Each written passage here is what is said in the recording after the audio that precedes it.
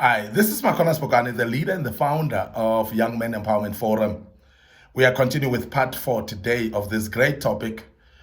And be careful, please, as a young man, about emotional manipulation tactics, people that would use tactics to emotionally manipulate you.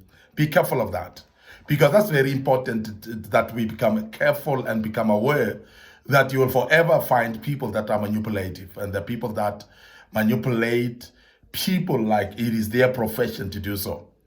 There are people that manipulate people like they've gone to school and qualified to manipulate people. This is just about life, and I'm sure many of you will agree with me that you've been manipulated one way or another. And the most painful thing in life is to be manipulated by people that you know closely, your own close relations, whether it's your friends, whether it's your relatives, your loved ones. And I'm sure you found yourself being manipulated by people that way. Now, I want to expose these tactics today once more, and this is part 4 of this great topic. We're exposing these tactics of manipulation so that you become aware. And when you are aware, you'll be careful and beware as well, because it's very important that you guard against that and you make sure that you're not easily manipulated in life. And even when people try to manipulate you, you're strong and resolute. You're able to stand firm and say, not me. I'm not going to be depressed for easy. So therefore, you're going to rise up and be able to stand despite of people trying to manipulate you. And because why? You will be knowing the tactics. You'll be knowing how people will approach when they want to manipulate you. And you would know it from far that this guy is trying to manipulate me. And this is the reason why I'm teaching about this. As a young man, please be attentive and listen to us as we deal with this, and that will help you. The first tactic that I want to deal with today that many people use generally when they want to manipulate you is what we call evoking fear. People will evoke fear. They will actually make sure that they evoke fear to you in order to manipulate you. So when a person plays on another person's fears to get what they want, when they are actually knowing what you fear the most, when they know what you're afraid of the most, but then they manipulate you to get what they want. And I'm sure you've seen this in general happening. And people will come and tell you about death and threaten you about death and eventualities of death and so on. And therefore tell you that you have your money in your bank. What if you die today? You're going to leave the money alone? And please withdraw the money, let's use it. And somebody's manipulating you, but you're using death as a reference point. They actually make you to be afraid that whatever decision that you make is because they know you're so much afraid of death. And that's the reason.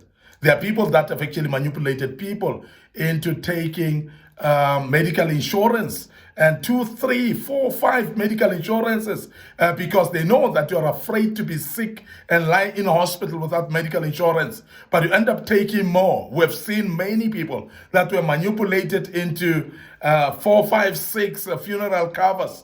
Why? Because people are afraid to reach a situation whereby someone is dead in the family and they realize that they've got no money to run the funeral cost. And therefore, because of that, then the people will play on that because they know that you're afraid of that. So they will instill fear in you and say, what if you die today? I've ever seen, had insurance people talking about in case you die. Then they're scaring you because they know that you're afraid of death. And therefore, you're going to grapple up with the issue of death. And therefore, you're going to end up taking this insurance because you are afraid of death. And as a result, you realize that you take all these unnecessary funeral covers that are so many. I mean, your life is one, but to have 3 funeral covers, 6 funeral covers, that's insane. That's crazy because it's something that you're not going to use. You just losing money out of that, paying funeral covers, so many, while you're having only one life to die from, and you can be only buried once. So why so many funeral covers? And we've seen this happening is because people know that when you are fearing something, you'll likely be manipulated into that. And we've seen people be manipulated in this regard. And as a young man, I want you to be careful, particularly when it comes to money. And you'll realize that there will be insurance companies play on this, play on the fear factor. And they will come and threaten people, please take an insurance of a car, and they give you extra insurance demands, things that you don't even need, because they basically want to scare you. What if this happens? And you find that the insurance cover that you have is quite enough. It's something that will actually cater you, and it's according to your needs as well. But they will make you spend more for that. And I've had several people say you must actually cover the car for dents. You must cover the car for windscreens. You must cover the car for this. And it's different insurances for different parts of the car. And only to find that the very same one insurance that you have is actually having all the cover of everything that they're mentioning. But most of us, we end up taking insurance for every single thing. Insurance for the tires, insurance for the windscreen, insurance for all these things. And you find that when you look at your original policy, it might be covering all those things, but you're not aware because somebody has manipulated you by using what we call a fear factor. There's still there's still fear in you, and you end up doing things because of the fear. That's evoking fear. And we've seen that happening. Now, the other tactic that manipulating people are doing is the stereotyping. And sometimes they use stereotyping in order to manipulate people. How do they do that? Is when a person dismisses someone as a result of stereotyping, like gender, for instance. You do this is because you are a man, and therefore this. Because it's a lady, therefore this. Because according to you now, you've categorized people of same gender to be the same. And we have seen stereotyping actually spills out even to what we call xenophobia, whereby you are being actually stereotyped by being a foreigner. And that's not on as well. But as a young man, I want you to be strong and resilient in these things. Because when people are stereotyping you, they're basically emotionally battering you. They're making you to feel worthless. They're making you to feel like you're not a non-entity. You're somebody who is not of importance at all. Because they've categorized you into a box that is called this, whether it's a box that is called a man or a woman, and then you feel like all men are like this. We have had stories like men are trash. Imagine that. That's a crazy statement, because we know that it's not every man that is behaving the way you don't like. It's not every man that is behaving untoward. We're having good men out there. We're having men that are living a life that is pleasant to people, that are actually living in relationship with people in a good manner. But now to render a statement like men are trash, that becomes stereotyping. And that is emotionally a manipulation, because there are some people that will then therefore believe that all men are trash. And that's what we call manipulation, emotional manipulation. And when you are thoroughly manipulated in this regard of stereotyping, majority of the people cannot come out of it. They cannot get better, because they will see things that way every day. When people say all family members of this particular clan, they are actually like this, they will actually stereotype you.